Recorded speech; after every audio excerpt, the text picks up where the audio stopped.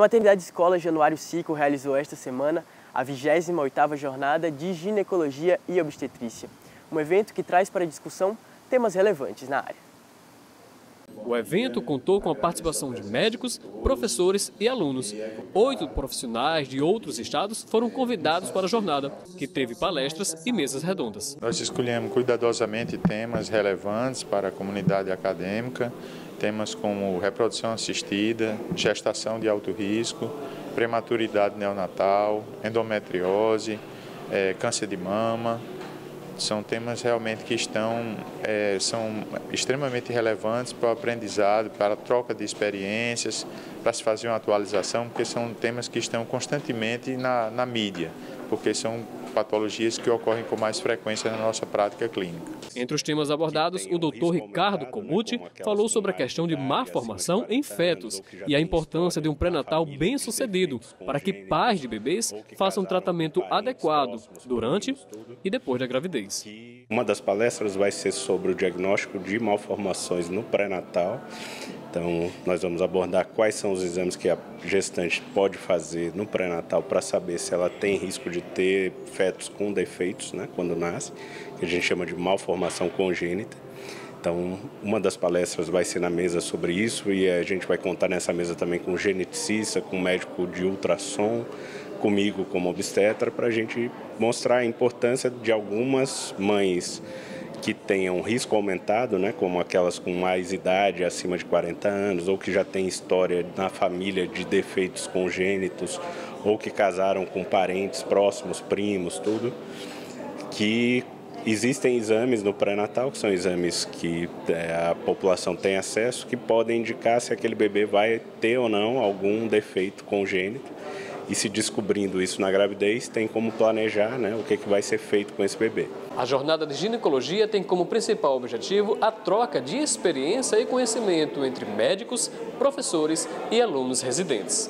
Então, a jornada ela traz uma atuação multiprofissional, com temas relevantes que abrangem várias áreas de atuação dentro da maternidade, dentro do nosso campo de atuação, né? Seja com prematuros, seja com mães ainda gestantes ou mulheres, né, puérperas, né, depois do parto. Então, nos engrandece realmente, né, com várias informações e vários temas bem relevantes e atuais. Você já se perguntou como os regentes de orquestra trabalham? Ou como os músicos numa orquestra conseguem entender os seus movimentos? Tudo isso você confere agora com Glauber Barros, com o nosso Saber Ciência.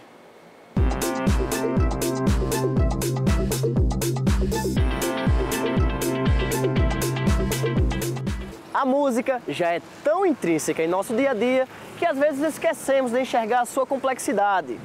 Quer ver? Você já parou para pensar no que significam os movimentos de um regente de orquestra? Não?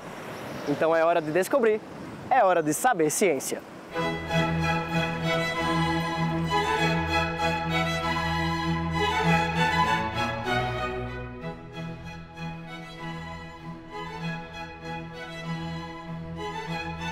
O que você pensaria se eu dissesse que um engenheiro e um regente de orquestra fazem um trabalho de certa forma semelhante? Você deve estar achando que eu sou maluco, né? Eu vou tentar melhorar. Você deve entender o compositor como o arquiteto, que cria a ideia da obra, e o maestro como o engenheiro, que a executa o mais próximo possível do projeto original. Ainda não captou? Então que tal se o próprio maestro da Orquestra Sinfônica da UFRN te explicasse? É uma das atividades mais complexas e gratificantes que a gente pode ter pela frente. Eu sempre costumo fazer uma analogia da regência como se você fosse um engenheiro, não é?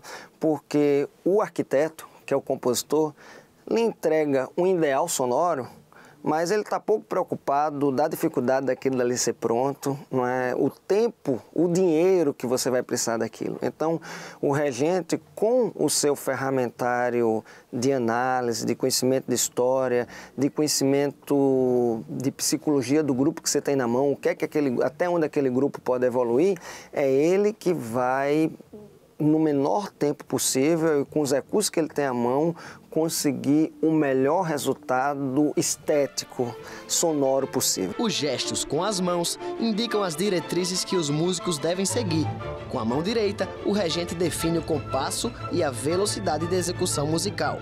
A esquerda, por sua vez, se move junto com o corpo, desenvolvendo o sentimento e a energia que a apresentação deve passar para a plateia. É um trabalho de antecipação. E é através desses movimentos que a obra musical se desdobra no palco. Cada ação é fundamental para que tudo aconteça. O gesto é um dos elementos mais importantes, um dos primeiros, digamos assim. É a partir dele que vai surgir toda a comunicação temporal, rítmica, de caráter musical e de unificação, digamos assim, temporal. Mesmo de costas para o público, o regente está exposto pelos movimentos da batuta, que no italiano significa batida ou compasso. Cada acorde tocado por cada um dos músicos da orquestra começa aqui. Se eu pedir para uma pessoa cantar parabéns para você, você vai fazer numa velocidade. Se eu pedir para outra fazer a mesma coisa, cada um vai fazer uma coisa. Só que quando você tem 50, 70, 200 pessoas em cima de um palco, se cada um fizesse no seu tempo, na sua velocidade, isso ia se tornar uma balbúrdia, ia se tornar uma cacofonia. Então, a primeira função do regente é, através dos seus gestos, unificar a velocidade de execução. O trabalho do regente vai muito além do palco, vai além da própria música. Dos elementos extramusicais, eu denomino 3, que são importantes. Aspectos administrativos, aspectos psicológicos e aspectos políticos. Aspectos administrativos, digamos, para você administrar ensaios, apresentações, gerir pessoas. Psicológico, porque você está lidando diretamente com o fator humano o tempo todo. Políticos, porque você muitas vezes é a realidade, por exemplo, de grupos no interior, que você está afiliado a uma instituição pública como a prefeitura ou como as orquestras dos estados. Já no caso do professor e regente Erickson Bezerra, os instrumentos coordenados pelos movimentos da batuta são as vozes de um coro. O madrigal é um nome dado a um grupo vocal, um grupo coral de vozes, conjunto de vozes, com um número reduzido de integrantes. No entanto, o madrigal da UFRN, o nome madrigal, virou uma marca que representa um determinado grupo, que é o grupo da UFRN. O coro da UFRN, que é um dos grupos mais atuantes musicalmente. São 52 anos de atividades musicais ininterruptas. Para André Muniz, responsável pela Orquestra Sinfônica da UFRN, a palavra maestro, que muitas vezes é usada para denominar o regente, pode ou não servir, a depender do músico à frente da orquestra. Eu, particularmente, uso uma diferença, mas isso daí não quer dizer que seja correto. Eu sempre uso a palavra maestro, vem do melhor. Então, as pessoas que se dedicavam a esse métier no princípio, quando a gente vê, sequer eram pessoas que usavam uma batuta e iam para frente do grupo. Em princípio era o compositor, depois foi o cravista, né, que é um instrumento que é o vovô do piano, depois foi o primeiro violinista. Até hoje, quando a gente vê um concerto de uma orquestra, ele é o último a entrar, porque era como se eu estivesse fazendo respeito, né, da onde eu vim, né?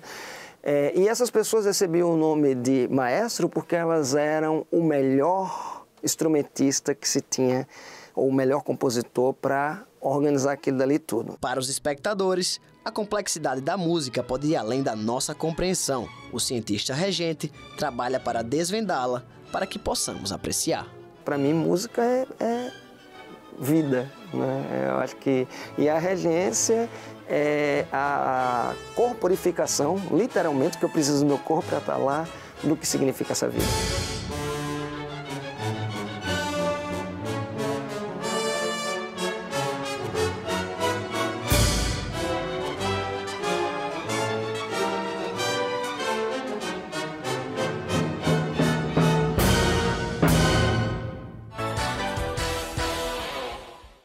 Agora você fica por dentro das últimas notícias da UFRN.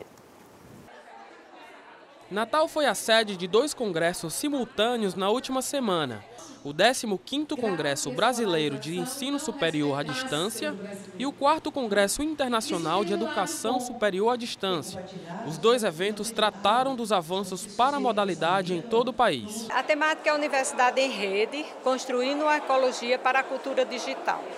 Nós temos hoje um grande desafio, né? Levar educação, né? Ensino superior a populações que não têm como estar no presencial. O evento é um espaço para reflexão de assuntos importantes na educação superior à distância e aborda assuntos relevantes no Brasil e em todo o mundo. O evento discutiu assuntos de interesse da população e deu ênfase à criação de projetos para serem aplicados no próximo ano. A modalidade de educação à distância ela tem crescido muito nos últimos anos, sobretudo pelo seu papel inclusivo. Ela é uma modalidade que permite que as pessoas que muitas vezes não têm condições de frequentar um curso, por diversos fatores, como pela dificuldade do tempo para frequentar uma sala de aula, como a gente tem na modalidade presencial, ela pode ter acesso à educação porque ela permite a flexibilização de horários, né? É claro que sempre observando que estudar à distância não é sinônimo da inexistência de prazo, você tem prazo para iniciar e concluir, portanto, você tem também prazos para adequar o seu próprio ritmo e também pela possibilidade que você tem de ter acesso aos grandes centros de conhecimento sem se deslocar. O programa de hoje está terminando, mas você ainda pode continuar por dentro do campus. Basta acessar o portal da UFRN na internet. Você também pode rever os nossos vídeos e as nossas matérias pelo YouTube e sempre que quiser, pode entrar em contato com a gente pelo WhatsApp ou via e-mail. Você também pode nos acompanhar pelas redes sociais. E antes de me despedir, eu preciso dar um recado importante. A partir da próxima semana, você vai conferir uma retrospectiva com as melhores matérias do Por Dentro do Campus neste ano. É isso, eu espero você na próxima semana. Até lá, tchau, tchau!